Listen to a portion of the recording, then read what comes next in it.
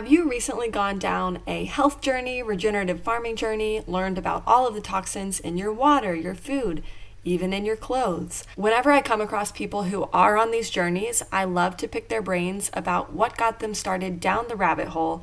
And today, my guest on the Global Stewardship Podcast, Henry Wood, is the perfect guest to do just that. Go down the rabbit hole with me, discussing all things health, farming, and food in this casual and fun conversation. Henry is known online as RamblingHenry, and as his bio states, he is fighting for real food in a fake food world, and that nature knows the way. That pretty much summarizes what we're going to chat about today. The Global Stewardship Podcast offers weekly Tuesday beautiful stories of faithful stewardship. I'm not really aiming to contribute to the flow of media that's telling us that we're informed, because with all this information, it oftentimes leaves us feeling hopeless and adds to the stream of things that feel out of our control. Instead, every week with this show, I aim to share stories of hope and inspire you to live more connected and rich lives. If I could achieve anything with this episode today, I want you to leave feeling inspired and encouraged, savoring and appreciating each bite of your next nutritious meal, and eager to get outside in the great outdoors. So, Henry Wood, welcome to the Global Stewardship Podcast. I first was exposed to you through a video where you were talking about the massive land sizes that you were farming, but I told you I was really confused when I heard your British accent. The land sizes didn't add up, and so I was really glad that in the comments section, I wasn't the only one who was stumbled and put two and two together and realized you were an Englishman farming in Australia. Could you explain your story of how you ended up where you are and what you're doing? Yeah, sure. So I don't actually have much of a farming background originally. I worked on a chicken farm when I was 18 years old in England, and then I went to university and I was in sales for 8 years and living in London and needed a bit of an adventure. And I have a cousin living here in Australia. And she said, come and live with me and see if you like it, because I just felt a bit lost in my life. And yeah, I landed in Sydney and then lived with my cousin about an hour and a half south of Sydney, and bought a little sort of camper van and drove it around the coast of Australia and worked on a farm for 3 months in Western Australia. Got my foot in the door, really enjoyed it, loved working outdoors, and proceeded to then sort of work 3 months seasonally on farms in Western Australia. And then I'd travel various countries on the 3 months off. And yeah, so not a huge farming background, but just really enjoying it, and was absolutely flabbergasted at the scale of Australia, and just kind of thought, I don't think many people understand the size of not just Australia, but like even just Western Australia alone. Just the Mhm. scale of the land there is something special. Yeah. Could you explain what you were farming when you were on those farms? Yeah, sure. So predominantly wheat, barley, and canola. That's basically all I ever was seeding or harvesting. Mhm. Sometimes, so every time I was on a different farm. So I think I worked on about five different farms in total, and every single one of them was growing wheat, barley, and canola. Sometimes just wheat, and then very occasionally we'd do some lupins for sheep feed, or some Fava beans, um, yeah. fava beans. Yes, so I saw some of that being harvested down in Albany as well, which was a nice change to see. Very cool. You mentioned the just massive size of Australia, and that's originally what caught my eye about what you were talking about, because a lot of people who were born and raised in Australia kind of take it for granted. And it's really fascinating you coming from that outside perspective, really shining a light on exactly how big it actually is. The biggest farm in Australia is 5,851,000 acres. So that's over 7 times as large as the biggest ranch in the United States. Uh, King Ranch, we have trucks named after this ranch. Every Wow. American probably has heard the term King Ranch. And this farm in Australia is 7 times as big. And, the families that are farming land that's that massive, their kids get sent off to schools most of the time because it really is just so vast. They can't just drive from the ranch to school or from ranch to the doctor. And so there's like helicopter services. And I thought that was super fascinating. And I know you may not have been on a farm that large, but just kind of wanted to give listeners a perspective. It's totally massive. Do you know how big the largest field was that you were farming? Yeah, so I did a harvest sort of south in a region sort of near Lake King, Lake Grace. So maybe some listeners know, but they had colossal paddocks or fields, and the biggest one I think was 990 something hectares, which is yeah, 2,000 something acres. Hmm. So yeah, it was just colossal, colossal sized farm. And yeah, it's funny you mentioned about helicopters flying them in and out. We didn't have that on the farm, and you get everywhere by road vehicle. But if you were to have an accident in Australia, we have a thing called the flying doctors, Right. and they have a red aeroplane that will come and see to you and be sort of your first point of call. Good thing that they have that in place. Definitely. Yeah, definitely, definitely helps and saves a lot of lives, I'm sure. Last time that we talked, we kind of talked about what it's like to farm land that's that vast and large scale. And you had talked to me about kind of what it felt like sitting in the seat of a tractor, looking out at all of that and kind of the things you were thinking about. Can you share a little more about what was going through your head as you're farming this just open fields? Yeah, sure. So coming from sales and offices and London, I worked in London for 4 years, but originally from a smaller town. But I was working in London, and then going from that to being outdoors with nature was just amazing. Like I felt like, wow, we're supposed to be looking at this all the time. Mhm. I just felt so much happier and so much better. And then over 3 years, it kind of dawned on me that although I was looking at the nature, still wasn't exposed to it. I was in an air sealed, airtight cab, air conditioned, and that's great, when it's really hot and it's great to be out of the weather. But it just dawned on me that I was still kind of locked away from nature, and you're working on these huge, huge fields totally alone.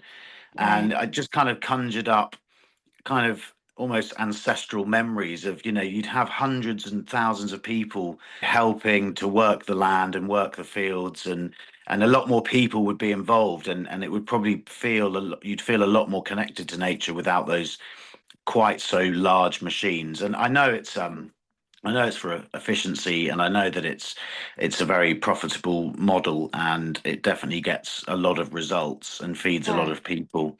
But yeah, it was kind of just yeah, just conjuring up those sort of things, and I just kind of thought I feel like I'm halfway there, to Yeah. how I want to be working and how I want to be living, and yeah, that's what was going through my head is the answer to that. Yeah. Yeah, I was going to ask if you think that that kind of farming is the ultimate answer, or if you think that there's just more to it. What do you think there is that's the more to it that we're missing? Good question. Yeah, I've thought about this a lot, and I think a lot of it comes down to kind of the staples that we eat and not wanting to sort of branch out or be adventurous with food. I went to an amazing evening on one of my last nights in Western Australia. It was a degustation evening with all locally sourced indigenous ingredients, and we had some amazing food using saltbush, and they have a thing out here called bugs, which is a crustacean, much like a lobster, and they get pretty large. Hmm. And they live in the dams, a lot of dams, and there's a great there were well there used to be a great population of them in Western Australia, and they really can't stand the chemicals. It drives them out of their homes, and when you spray, you see a lot of them sort of scurrying off across the paddocks, and it's some of the most delicious food I've ever tasted. And then we Wow. had for the main course, it was a fillet of kangaroo, and it was just Mhm. like a saddle of venison I remember eating years and years ago. So tender, such a nice flavor. I mean, it was right up there with some of the best beef I've had, if not even better. And it just made me think, and there's a huge problem with kangaroos in Western Australia. They really Yeah. are a pest. And it was quite interesting that that one we ate that night was from a local source, but a lot of the kangaroo meat that's sold in Western Australia is imported or hauled over from the East Coast. And you just think little things like that just doesn't quite make sense logically. And I just think maybe we're so used to just you get educated in a way that things need to be done, and that's all fine, and I'm not questioning that, and I'm sure a lot of farmers will be sort of shaking their hands at me and saying you don't know anything, mate, who are you, but I'm just a guy asking questions if there's other things and other avenues we can explore, and maybe living off ingredients that are more local. Maybe the local Right. shop can start championing that, and we can get more education of how to cook it, and just opening our minds a bit to other things of eating rather than sort of ultra processed bread that we see in supermarkets. Absolutely. I grew up traveling all over the world, and I've slowly seen everywhere around the world slowly start eating the same foods. And Mhm. this is just in the past like 2 decades. And that is something that I didn't realize as a young person was happening until now. I'm looking around thinking, well, shoot, this isn't what these people ate when I was here 15 years ago. And Yeah. it's like the whole world is slowly starting to eat these same processed packaged foods. Or, maybe not even that, but just everyone's eating beef. Whereas historically, like we've talked before, my time in Australia, there were kangaroos absolutely everywhere. Before it, Mm. it would have been very different. And it is sad. It almost feels like there's a loss of authenticity for sure. But I've said this before on the podcast, but a taste of place. You Mm. lose that special taste of place when you're all eating the same general foods, regardless of where you live all over the world. It's definitely 100%. definitely very, very sad. It's almost like something's going extinct. Yeah, I totally agree. And the more I travel, just like yourself, the more I see it. And I think that was going through my head so much in the tractor as well. I absolutely love traveling. I absolutely love meeting new cultures. But the more I was traveling, the more I just found it so hard to kind of be exposed. You'd have to really search and hunt for traditional methods of cooking. I Yeah. know it's difficult and it comes down to a financial thing as well, but it's definitely an educational thing, the Hmm. a lot of so I was doing some research just this morning, and for example, the Chinese chili crisp. It's a sort of oil-based chili into hot oil, and then it's jarred. Well, Hmm. that's been a thing hundreds of years in China, and traditionally they'd use animal fats, so they'd use lard or butter or ghee. It wasn't until soybean oil was sort of sold as a cheaper alternative that everyone switched to that. And also, it doesn't solidify in different temperatures. So people thought that that was more convenient. Convenience. Um, Oh my gosh, yeah. yeah, but I mean, I don't know about that because scooping something hard out of a jar or soft, even just soft, you don't have to keep it in the fridge, and getting it in the pan is still just the same as pouring from a bottle. You literally just have to have a spoon. It's not even that much more convenient. And Absolutely. yeah, so it's just those sort of alternative fats and things. And then, so you see that our parents' generation, they changed into seed oils from fats. And now you see my generation and the younger generation going from almost traditional cooking to now living in 7-Elevens with processed foods. And it's just so sad to see it happening. And I just worry about the future of what we're doing to beautiful different cultures in the world. We can talk a bit more about processed foods. During that time in the tractor, you started having kind of these epiphanies about health while realizing that you're right there in the thick of it, literally producing the crops for these very foods, and kind of had to wrestle with yourself and your mind about that. Can you share a little bit more about that experience of having that major realization? Yeah, so I think my whole life I was always taught, just get a good bit of money and sort yourself out, and then you'll be fine.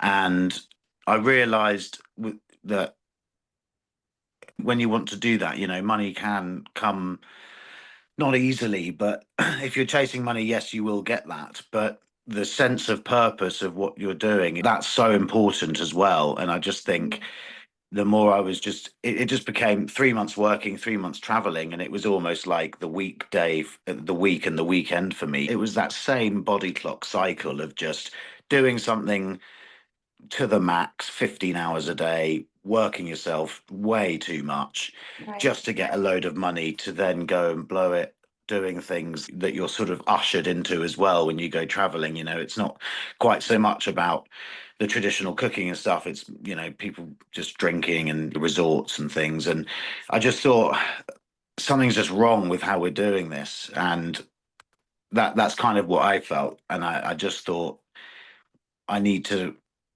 I need to start talking about it and start thinking about it. And I hate blaming people, and I don't think it's necessarily their fault. But I think 9 times out of ten, when I asked a farmer where their crop goes, where it's sent off to, 9 times out of ten, I'd just say, "Oh, no idea, mate. We just grow it and they ship it off." And not at all is it their fault, and why would they care? But it's just a total disconnection at the farmer level from food, and we've lost something so important. The farmers and the people used to be so connected, Yeah. and we used to talk about what food is seasonal and what's going to grow here and what can we eat, and oh, this makes a lovely thing and this makes that, and it's Yeah, just yeah, there's yeah. a passion behind it that you can't fully have if you don't know where it's going, who it's going to, or, really believe in the craft behind it. That's it. And yeah, I'm not sure how it is across the world, but I just see more and more of a disconnection of food. Food is just fuel. Let's just make the money. It's just, and if we continue going like that, I don't know if the world's going to be as nice to be in, in 100 years' time. Your posts online where you kind of talk about these things, they're real. They're very raw and honest and sometimes really intense. And it Mm. seems like your conviction about health and food and farming are getting stronger and stronger by the day. Just being brave about starting these conversations. What would you Mm. say to somebody who thinks on a consumer level, I'll just keep eating whatever, I'll keep eating however, it tastes good, it's convenient. What would you say to that person who thinks everything you're saying is fine and dandy, but it doesn't apply to me? Yeah, it's an interesting one because I think people don't know what they're missing until they have it. And I have yo-yoed so much throughout my whole life. When I was 19 years old, I was 19 stone, which I think is 120 kilograms, and I was really unhappy in my body, and I lost a bit of weight before uni, and then I put it back on, and I've really yo-yoed with my weight and experimented. I've been my own science experiment for 32 years now, and the satisfaction and just ease of living, I very rarely get sick. I very rarely have pain when I prioritize these foods, when I really think about where's it coming from. And not even that. It's more like I think being able to have a tomato from Italy is an amazing thing. That's great. We are a global community now. We can't go backwards. But it's the stuff when it's a packet with 30 ingredients and ultra processed bread that lasts for 2 weeks, and these little things or butter spread, seed oil, margarines that it's all sort of advertised as heart healthy and makes you feel good. And yeah, you might be a healthy weight, but it's really about what's on the inside. And when you're not getting enough nutrients from a variety of veg, fruit, nuts, healthy fats, you just are running on empty. And that's why people, I think, just feel like they're just running on a hamster wheel and never have time to think, never have time to explore any other things, never have that energy, because it's sort of you have these dopamine sort of energy foods that last throughout your working day, and then you finish the day and you just crash. And I find when I eat whole foods, I have a real sustainable alertness. And I've yo-yoed so much with it now that I'm religiously sticking with it, or trying to, but it's something that when you really just prioritize that over everything else, your life just becomes so much better. That's my opinion. Yeah, absolutely. I love that point that they just don't know what they're missing. I too have gotten really, really serious about it. When I actually started farming, I was extremely lethargic, just exhausted all the time. And granted, farming, especially the way that we do it here, where it's not tractors and no implements, it's a lot of just hands in the dirt, body work. Like, of course, that is exhausting, but there was a huge Mm, element of it that I just didn't know what I was supposed to be eating. And it's not that I was eating really highly processed foods necessarily, but I was certainly eating a lot more of them than I should have been. And this whole journey of like switching to whole foods really happened naturally for me. It wasn't even intentional. It was just because I was producing these foods and had to cook what was left over and didn't sell at the market. And mm. I just went back to the basics. It was a good way to save money and not waste anything. And Yeah. we realized really quickly, holy cow, like we feel really good. And it Yes. took us a little while to figure out why we felt better. But I had been going to the doctor for a whole array of problems my whole life.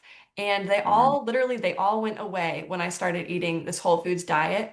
And I was thinking about that today. At one point, a doctor told me, you need to stop eating all gluten and you need to stop eating all dairy and you'll feel better.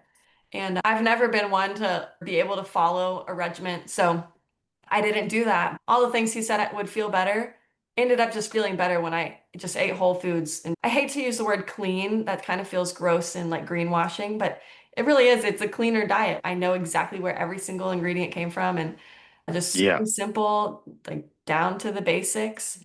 Whole foods made me feel better.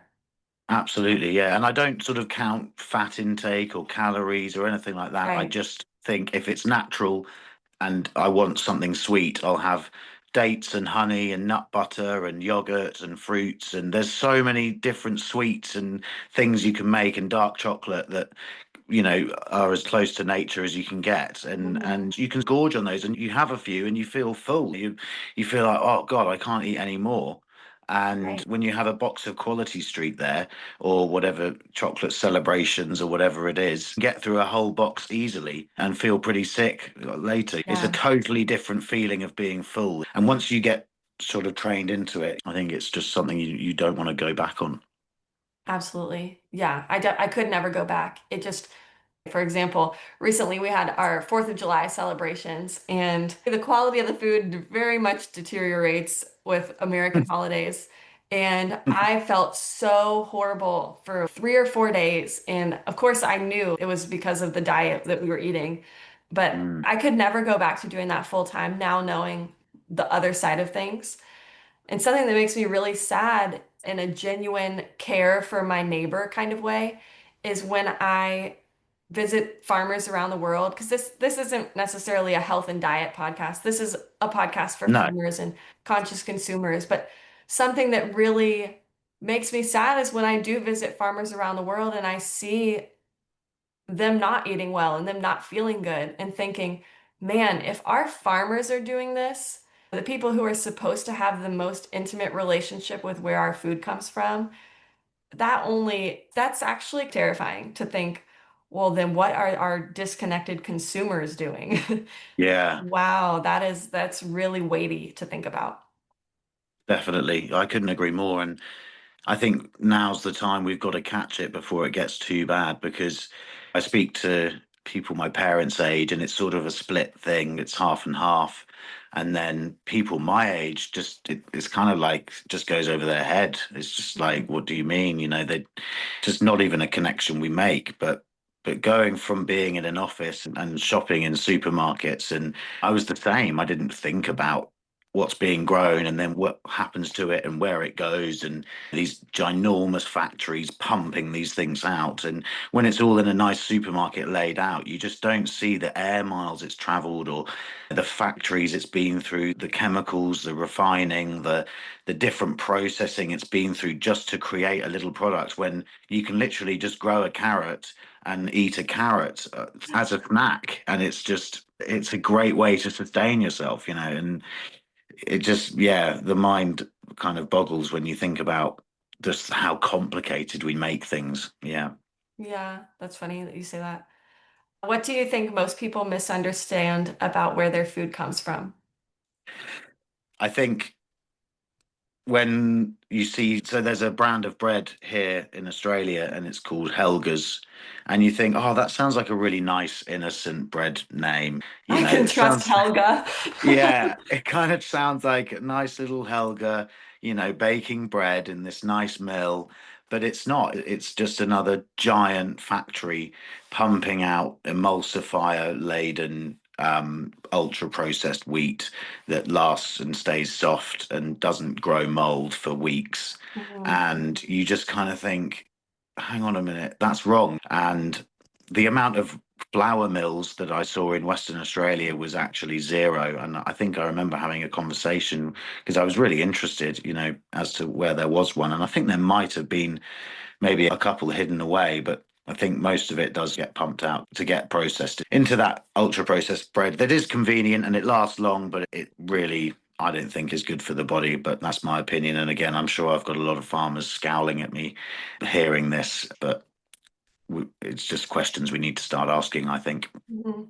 In our grocery stores here, there's a bakery section, and people think because it's here and it's in clear packaging, they must have baked it here fresh this morning, and it Yeah. must be good for me. And the list of ingredients is just as long, dozens of ingredients, and it's certainly not the way that many small scale bakers are, where it's just yeast and flour, sourdough, different than the stuff that you're buying that did come from who knows where. And I think that a lot of people have no idea and no education about this stuff. Yeah, especially with seed oils, when you're growing canola. I never really thought about canola and what it is. And it's literally the vegetable oils that are sat on the shelves. They go through a very similar process that an industrial oil goes through to lubricate an engine. Right. It's very, very similar, the process. And then it goes on the shelf and it's marked as edible for consumption. And I'm sure there's studies saying it is edible for consumption, and I'm sure you can get away with eating little bits throughout your life. But our bodies are quite, I feel quite over time. If you have a good habit, you're going to end up with a really good behavior. And just like if you have a little bit of a bad habit, over time, I think that can cause quite a lot of destruction. And I think maybe that's why maybe we see a lot more illness, chronic illnesses we see today in our population. That's another thing that really has been a big drive for this. I've got a lot of people back home that I feel so sorry for, because these foods that people think, now they're labeled as sort of a healthy alternative or things like that, and they're laden with these seed oils. And it just doesn't seem to be a clear, transparent way of what is healthy and what isn't. There's so Mhm. much confusion and noise. And you look at Chile in 2016, they now stamp ultra processed food with a sort of tobacco-like warning, Yeah. saying this is high in this can cause cancer, this and this and this. And Right. just getting a bit more open to things like that with a Yeah. government endorsement, yeah, would be amazing to see.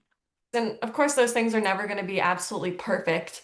I was on farms in Spain this past winter and spring, and they have kind of a rating system, a health rating system. And legally, the definition, it might be legally edible and safe for consumption. And so, certainly, there are always going to be flaws in those rating systems. And I know in Mexico, they Yeah. have like big stop signs on the packaging, like, stop, this causes cancer, or this oil is known to do this. I think a lot of people are afraid of implementing those things because they won't be perfect. But I definitely think that, at least it's kind of a step in the right direction. Um, for Definitely. the countries that have implemented it, it's certainly always flexible and adjustable. And it's interesting to Yeah. watch from afar for sure. And I think there needs to be a clear distinction as well of a factory made sugar is totally different to a sugar in a date or honey. You know, Mhm. there's never really been that kind of addressing, I feel. And I I can personally say I don't mind eating a bit of sugar from these things and I feel fine. But having a can of Coke, you just it Yeah. completely destroys your psyche. I mean, if I have a can of Coke, I just feel weird. I just don't like it. My instant Yeah. headache from the high fructose corn syrup. Yeah, exactly. It's just it's totally different. And you see like health ratings of Coke Zero being in Australia, they have a star rating and it's sort of 3.5 or 4 stars because it's low in sugar, no sugar, and it's just carbonated water. But who knows what chemicals are in that? And it's been through a factory as opposed to a medjool date, which is organic, grown from a tree, matured in the sun, beautiful, Mhm. stored all those nutrients from the sun.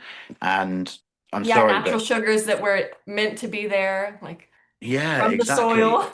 They're delicious. It tastes like candy, and we're demonizing something because it's no sugar. But I think there needs to be a clear distinction: nature and chemical made. Yeah, that's what I think anyway. I mean, I'm not a health guru at all, but Yeah, I think it's just totally bonkers. right. I absolutely agree with you. If you could snap your fingers and change one single thing about the current food system, what would you change?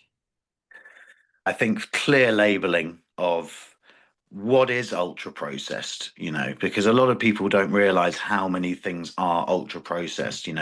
When you talk about processed and ultra processed, like processed is like a nice loaf of bread from a small bakery. It doesn't have all these refinings and extra chemicals and oils and emulsifiers, whereas most of the supermarket bread is ultra processed through a factory.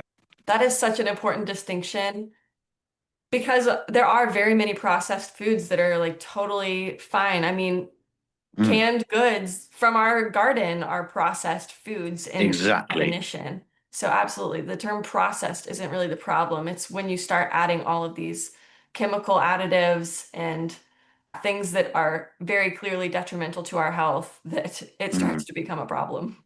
Yeah, I agree. And just some clear labeling and things to just some more education. And I don't know what needs to happen, but there needs to be some sort of huge study about natural foods versus chemical. I saw earlier a guy sort of saying how a bowl of Cocoa Pops is better than a salad because of the calories in it. And I mean, I can kind of see what maybe he was getting at because the leafy greens, there wasn't much sustenance in those or something. And Mhm. but you add some boiled eggs and some grated carrot or whatever you want to add, some chicken or and then you've got a meal. But like championing a bowl of Cocoa Pops over something from nature is just it's just crazy, and it just seems to be even a Yes. trend and a thing that people are getting on board with, and that's what's scary about it. So many people are taking it as gospel because you can look great in the gym if you look after your calories, but I feel like if you're still running on those foods,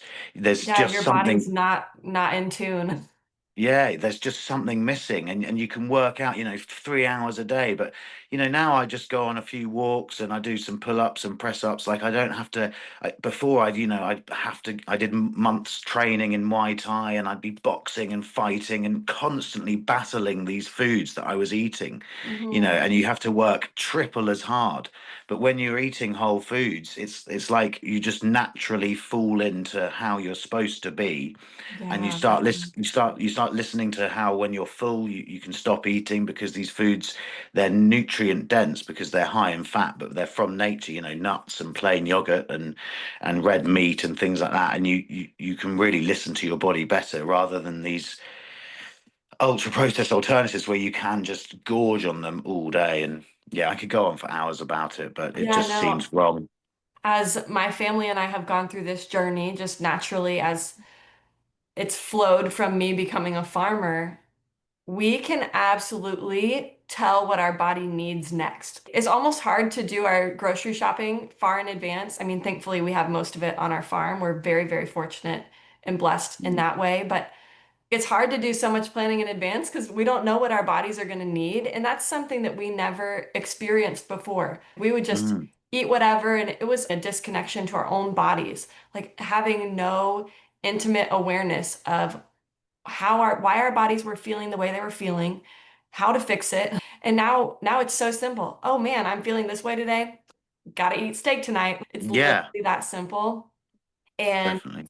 it's such a shame that people are missing out on it. And so, you know, if anything, if this is the only health food episode we ever have, like I would just really love for listeners to hear that going down to the simple ingredients of it all, like could really totally change your life. It's certainly changed mine, and it's been really revolutionary for my health and for my family's health. And we see the world through like a brighter lens now because it's not all Mm, this brain fog. It's not so much exhaustion and that inner turmoil that we were fighting, literally because yeah, of our diets. We had no idea it was because of our diets, but like we yeah. don't deal with that anymore. And it's the freedom that we never thought we could have. Definitely, definitely. I think that what you say about how diet is so connected, just to your psyche. If you're running around constantly craving food, that kind of ekes out into other parts of life, and you just form those sort of running around craving things. And you realize when you start eating whole foods, sometimes you can go hours, sometimes you don't want to eat for a few hours and you might skip a meal here and there. You get so much more in tune to what your body needs, and you just start taking only what you need. And it's a lot more spontaneous, and it's just such a nicer way to live, I think. Yeah, I love that. I would love for you to share a little bit more about your upcoming journey and where you're headed next. I know that you're no longer going to be farming on these farms in Australia. Why are you moving on to the next thing and where are you going? Yeah, sure. So, I kind of was a little bit up in the air about what I was going to be doing. Um, it sort of all happened quite quickly and just quite impulsively, and it was kind of just like this big moment of realization. And it was something I'd seen my whole life, but then it kind of crescendoed into this like, this has to stop, at least in my world. And if I can try and, help other parts of the world see it, then maybe, we can get somewhere. So it was just this big crescendo, and I sort of suddenly left WA. I'm back over in the East Coast with my cousin at the moment. And at first, I was thinking of getting a van and going around Australia again, but more with a purpose and visiting regenerative organic farms. I've had a lot of lovely people who agree with me in Australia and have invited me onto their organic farms. So hopefully, I'll get to do that in the future. But then I thought, what I'd love to do is go and see some parts of the world that still really hold on to these traditional ways of cooking and really champion that old school way of eating. And so I'm actually going to Costa Rica in a couple of weeks. And actually, this is a new development since we last spoke. I've secured a place with an indigenous community, building tree houses and harvesting coffee and chocolate and Wow. learning about their culture and seeing what they eat. And I think that's a great place to start because they have a blue zone there. I don't know if you're familiar with blue Yeah. zones. I'm sure you are in your line of work. But Mhm. yeah, and so a lot of people living over 100, and it would just be great to see what they're eating, learn, and who knows, maybe in the future I'll end up back in my hometown and my home country and trying to make a difference there, back in the sort of Western world of things. But right now I want to travel again a bit more, but really now with more purpose. And I think I'm going to learn some great things and hopefully shine a light on alternative ways of living. That's really exciting. I know that Costa Rica, they're like some of the leaders in the world in that aspect, that it's very hyper local, Whole Foods oriented. So I think that that is a perfect choice of somewhere to go. It's a slower, more meaningful way of life that I know you're going to really enjoy. And I'm excited to see what you share with other people. And hopefully it inspires a lot of other people too. Awesome. Yeah, I can't wait for it. I'm really excited. So yeah, it'll be good. It's so nice to know how many people are quietly thinking these things and how much social media is being used for a great thing, people Yeah. like yourself. And when you start sort of seeing who gets it and who doesn't, it's really, really interesting. And I don't think it takes much convincing for the people who don't realize to wake up and go, oh my God, yeah, this is wrong. And they don't really have much to argue against. I get so many positive comments saying you're absolutely right. And Yeah. maybe the algorithm's filtering out hate, I don't know, but I very rarely see people making negative comments. It's a lot of positive affirmation. And I think we're genuinely on the cusp of a sort of a grand kind of the old world is dying and the new world is coming into fruition, and Hmm. there's definitely some adjustments to make. And I think diet is going to have to be a big thing of those. And I don't think it has to be complicated. We just have to make it simple, make it whole again, and stop growing something to send off to a factory to come back to us ultra processed. Let's Yeah, just try and cut that out a bit more. I totally agree. And I see culture shifting slowly. And absolutely, it's due to social media. It is totally people who are bravely having these conversations. And I know that you keep saying, well, people probably just think I'm bonkers, and these farmers probably think I don't know what I'm talking about. And I think it's just really important to share that that is totally okay. Like we're totally allowed to not know what we're talking about and still have these conversations and have ideas. Definitely. Like we don't have to know all the answers. We don't have to have all the perfect knowledge. And I just really value that you just get on there and say like rambling Henry, but that's kind of the whole Yeah, point behind your page. But I love that you get exactly. on Yeah. there and you just say what you want to say, and you're totally open to having conversations about it when people have counter arguments or whatever. And that's kind of lost. Maybe it's our cancel culture kind of Mm. world we live in where you have to be perfect and right about everything, but that's just totally not how we're made. Like we're uniquely divinely made as humans to have the autonomy to ask the bigger questions and think Yeah, big and get things picture. And wrong. Yeah. so I value that that you do that, and I definitely am taking a little bit from you and learning to be a little more brave with just speaking my mind and not worrying Thank that you. all the Yeah. boxes are checked and everything. So Yeah, thank you. Yeah, and I think, we're now in a culture where we have so much knowledge from the internet, and we have access to all this information, yet still you have to have a degree to ask a question. And it's something, growing up hearing it, it's, don't ask questions that, you don't know the answer to, or, you're not paid enough to know that question, or things like that. It's just kind of those barriers that are put up around us, and people shouldn't be scared to knock them down and say, yeah, why are we doing this? And why is that? And go back to our inquisitive kind of childlike selves, really, because from the moment we're told it's annoying to ask why. When you're 5 years old, you ask why, but right. we should never lose that. That's part of a. You're constantly growing. You don't just hit 18 and suddenly you're an adult and you know everything. No, far from it. You have even more questions, but you're told to just get on with it. Whereas Yeah. you should just continue questioning your life and what you're doing, and are you happy with what you're doing and your purpose, and eventually you'll get there and you'll find something that you love doing, and something that's helping others as well. And I think we're so quick to just take the paycheck and just go, yeah, I'm not going to ask what's happening in the bosses meeting. If we all start thinking like the founder of a company, what can I create in this world that's going to be worth living in? And if we all start thinking like that a bit more, we'll Mhm. create a much nicer place. And don't get me wrong, we're living in a really great world right now. It's Yeah. so set in comparison to history. We are living in quite safe times, but it's almost too comfortable. It's like we've wrapped ourselves so much in bubble wrap that it's getting overly wrapped, and we need to be exposed to the realities of nature a bit more, I think. Yeah, you reminded me. I recently posted about all of these birds on our farm, and I've never seen so many birds before in my life. And like we have the highest bird populations of anybody in our town.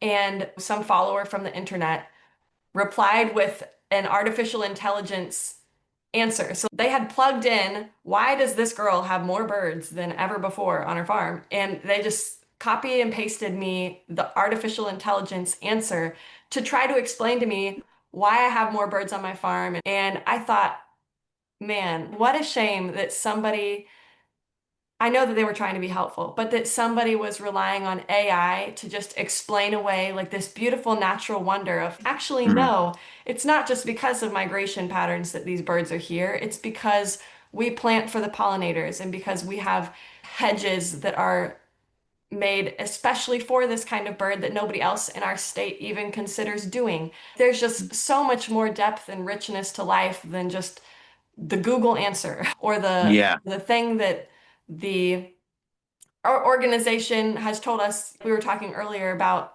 whether or not seed oils are edible and safe for consumption. There's just so much more.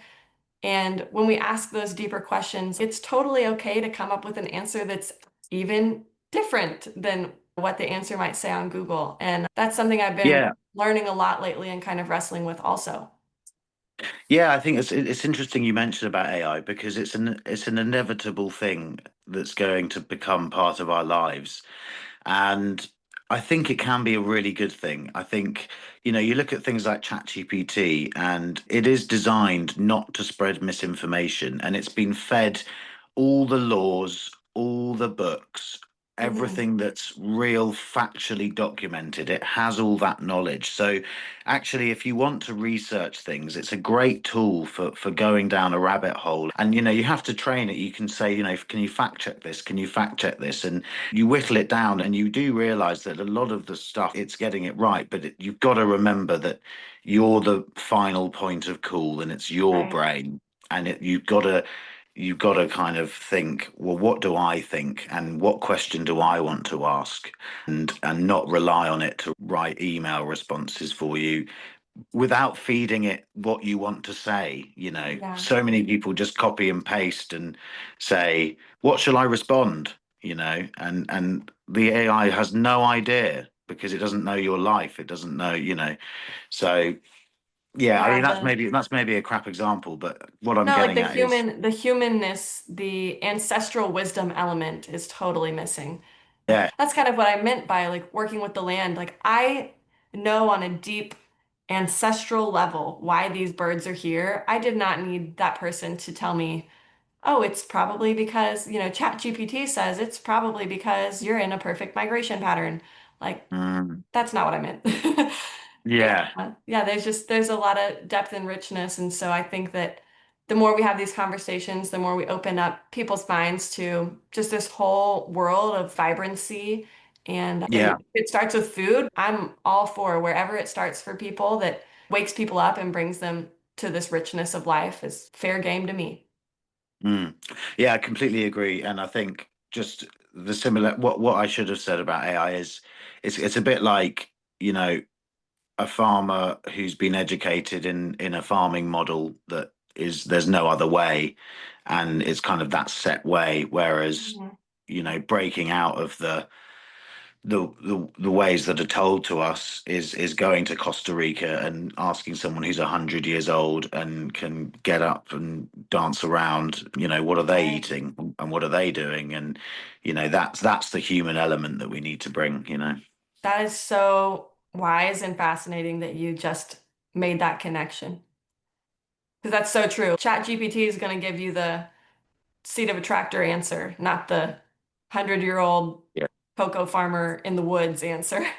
Yeah, unless you ask it to, Yeah, that's that's kind so of what I'm true. getting at. Unless you Uh, say, give me some alternative ways that people use around the world that are regenerative and organic, and it right. will it will give you that. So that's why, AI is only as powerful as the user. I've done a lot of research about this as well. Obviously, you do have to look at who's owning these things and who's funding them. But at the Mhm. moment, as far as I can see, ChatGPT is an open source AI, and I think the owner is very keen on kind of pushing the truth out there. So it can be a Awesome. tool. Yeah, I think we shouldn't fear it. I heard a great quote from a man called Naval Ravikant. He's a real pro-capitalist, actually, and he thinks, we can all be wealthy in a capitalistic world. He's got a brilliant overview of things, and he said, once upon a time, fire was a technology, and those that learned to wield it became sort of powerful, and those that didn't fell behind. And Mhm. that's kind of what I'm all about as well. We can't go backwards because no one's going to accept going backwards. We have to work in synergy with machines, but we have to start thinking what's going to be good for a human brain and a human life and give happiness, working with technology instead of Mhm. letting technology completely take over. And it's just about finding that balance, because at the moment it feels Yes. like the balance is tipping too far to just autonomous and machines. And maybe we just need to not go completely backwards, but strip it back. Think about that, and start championing human relationships and having more multiple people working on a field is going to make those people feel great. And if they do 3 hours a day, I know that sounds bonkers, but that's kind of my thoughts on the things. Yeah. Yeah, like bringing forward aspects of the past. Very beautiful. Well, I love your perspectives and point of view, and I'm really excited to see where you go from here and learn from you. Yeah, no, definitely. And we'll 100% stay in touch. And if I meet someone that I think you'd love to meet, then Mhm. I'll 100% send them your way. I think what you're doing, and I love the name Global Stewardship. That's exactly the kind of thing that I think needs to start happening. And you're doing great work. So I'm really, really happy to be part of it. Yeah, thank you so much. Cool.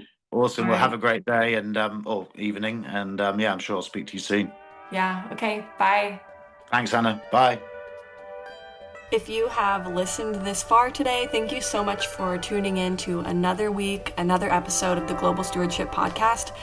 I leave this episode with just this feeling of this is not a throwaway planet.